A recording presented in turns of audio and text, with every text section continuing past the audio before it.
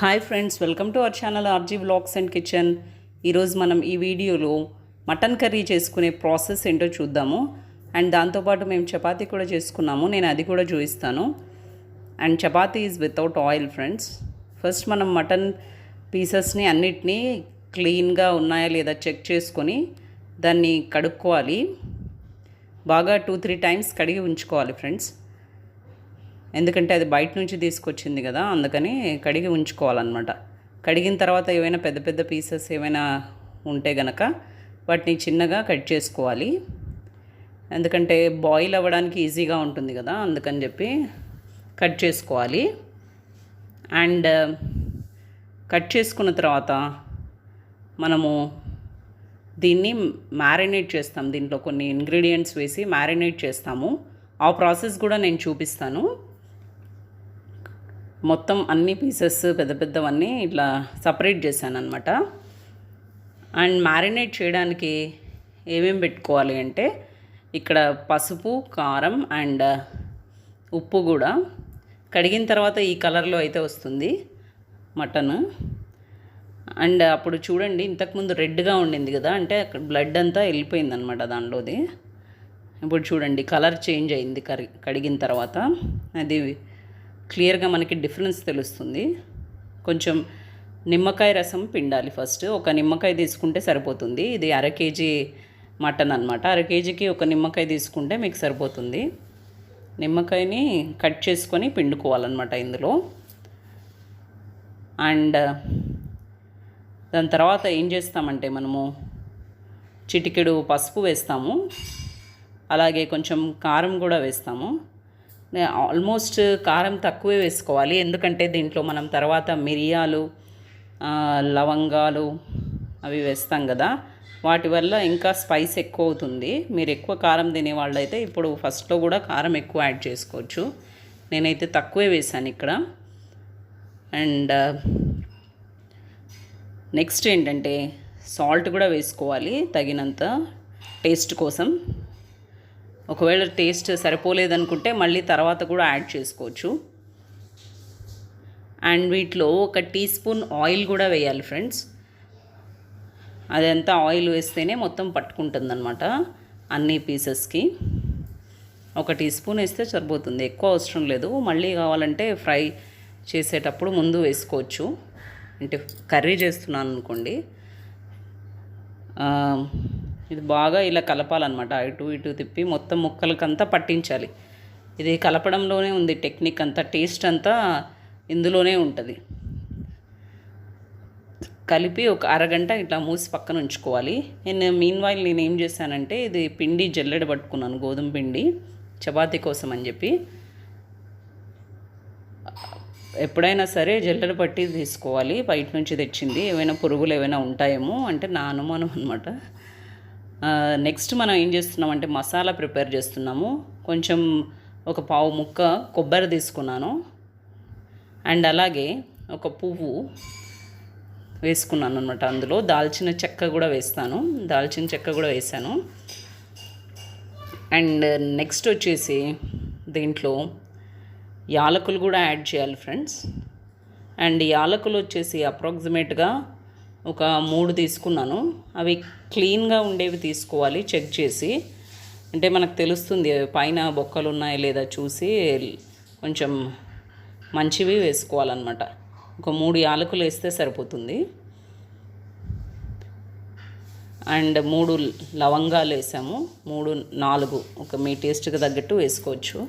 Maximum 4, అంతకన్నా ఎక్కువ వేస్తే కారం అవుతుంది అనమాట మళ్ళీ. నెక్స్ట్ ఒక చిన్న బిర్యానీ ఆకు చిన్న ముక్క వేసుకున్నాను. నెక్స్ట్ ఏంటంటే దాంట్లో మిరియాలు కూడా వేసాను అనమాట. అలాగే ధనియాలు ఉంటే ధనియాలు, లేకపోతే ధనియాల పొడి వేసుకోవచ్చు. నేను ధనియాల పొడి ఆల్రెడీ పట్టి పెట్టుకున్నాను కాబట్టి ధనియాల పొడి వేసాను ఇందులో ఒక 2 స్పూన్స్. అండ్ 2 స్పూన్స్ వచ్చేసి చిన్న స్పూను జీలకర్ర కూడా వేసాను. అలాగే కొంచెం నువ్వులు వేసాను అనమాట. అండ్ ఇదంతా ఒక రెస్టారెంట్ స్టైల్లో టేస్ట్ కోసం ఇలా చేస్తున్నాము. అలాగే దీంట్లో గసగసాలు కూడా వేయాలి. గసగసాలు కూడా ఒక చిన్న 2 టేబుల్ స్పూన్లు సరిపడా వేస్తే సరిపోతుంది. దాన్ని మిక్సీ పట్టేసి ఇంకా పిండి కలుపుతూ ఉన్నాను అనమాట. జల్లెడ పట్టింది ఉంది కదా ఇందాక, దాన్ని బాగా ఎక్కువగా ప్రెస్ చేస్తూ కలుపుకోవాలి పిండిని. అలాంటప్పుడే సాఫ్ట్ చపాతీస్ వస్తాయి మనకు. అండ్ దీంట్లో ఇందాక చెప్పడం మర్చిపోయాను, దీంట్లో క్యాష్యూ నట్స్ కూడా వేయాలి ఫ్రెండ్స్. క్యాష్యూ నట్స్ ఇట్లా బ్రేక్ చేసి చెక్ చేసుకోవాలి ఏమైనా పురుగులు ఉన్నాయని చెప్పి. తర్వాత నీళ్లు పోసి మిక్సీ పట్టుకోవాలి, ఫైన్ పేస్ట్గా అవుతుంది. ఇది పిండి వచ్చేసి చపాతీ పిండి ఒక అరగంట వరకు నానబెట్టుకోవాలి మనకి సాఫ్ట్నెస్ కోసం. అలాగే ఉల్లిపాయలు అల్లం తరుక్కొని పెట్టుకోవాలి. ఇలా చిన్న చిన్న ముక్కలుగా ఉంటే టేస్ట్ బాగుంటుంది. అల్లం వెల్లుల్లి పేస్ట్ కోసం రోట్లో దంచుకుంటున్నాను. రోడ్లో దంచి వేస్తే అల్లం వెల్లుల్లి పేస్ట్ బాగుంటుంది అనమాట. టేస్ట్ కోసం ఇలా చేయాలి. అండ్ నెక్స్ట్ ఒక కుక్కర్ పెట్టి స్టవ్ మీద, అంటే స్టవ్ అనేది వెలిగించాను. ఒక కుక్కర్ పెట్టేసి ఏం చేస్తున్నామంటే ఇక్కడ ఆయిల్ వేయాలన్నమాట. ఇందులో ఒక 4 టీ స్పూన్స్ దాకా ఆయిల్ వేసాను. అండ్ ఆయిల్ తక్కువ తినేవాళ్ళైతే కొంచెం తగ్గించుకోవచ్చు, కానీ కారం ఉంది కాబట్టి ఆయిల్ ఎక్కువ వేస్తేనే బాగుంటుంది. నెక్స్ట్ జీలకర్ర వేసుకోవాలి ఇందులో. అలాగే కరివేపాకు పచ్చిమిర్చి కూడా వేయాలి. పచ్చిమిర్చి ఎక్కువ వేయకూడదు, ఒక 2 చిన్నవి తరుక్కున్న వేసుకోవాలి. అలాగే ఇందాక తరిగి ఉంచుకున్న ఉల్లిపాయలు ఇందులో వేసుకోవాలి ఫ్రెండ్స్. ఈ ఆయిల్లో వేసుకోవాలి, బాగా ఫ్రై అవ్వాలన్నమాట. అవి డీప్ ఫ్రై అవ్వడానికి, అంటే ఆల్మోస్ట్ వాటిని మనం బ్రౌన్ కలర్ వచ్చేదాకా వేయిస్తూ ఉండాలి, అటు ఇటు కలుపుతూ వేయించాలన్నమాట. తర్వాత అల్లం వెల్లుల్లి పేస్ట్ మనం పెట్టుకున్నది ఉంది కదా, దాన్ని కూడా వేసాము. అండ్ దాన్ని కూడా అంతా మొత్తం పట్టేలాగా కలుపుతున్నాను. చూడండి బ్రౌన్ కలర్లో మారిపోయాయి. ఇందాక మనం కలిపి పెట్టుకున్నది ఉంది కదా పేస్ట్, అది వేసాను. పేస్ట్ కాదు, మటన్ మ్యారినేట్ చేసి పెట్టుకున్నది ఉంది కదా, అది వేసి పెట్టుకోవాలన్నమాట. అది వేసి మొత్తం కలుపుకోవాలి. ఆయిల్ మొత్తం ఈ ముక్కలకు పట్టేలాగా చేసుకోవాలన్నమాట. దీన్ని నెక్స్ట్ ఏం చేస్తామంటే నీళ్ళు ఏమీ పోయకుండా ఒక మూత మూసి ఒక 10 నిమిషాల పాటు అలాగే ఉంచాలి. చూసారా, దీంట్లో కూడా నీళ్ళు ఊరుతాయి. నీళ్ళు అనేవి తక్కువగానే వేసుకోండి. ఒక 250 ml తర్వాత యాడ్ చేసుకొని మనము కుక్కర్ మూత పెట్టుకొని ఉడికిస్తామన్నమాట. దీంట్లో ఉడికించే ముందు కొత్తిమీర వేసుకున్నాను ఫ్రెండ్స్. కొత్తిమీర బాగా కడిగి వేసుకోవాలి, ఎందుకంటే అందులో ఇసుక ఉంటుంది కదా.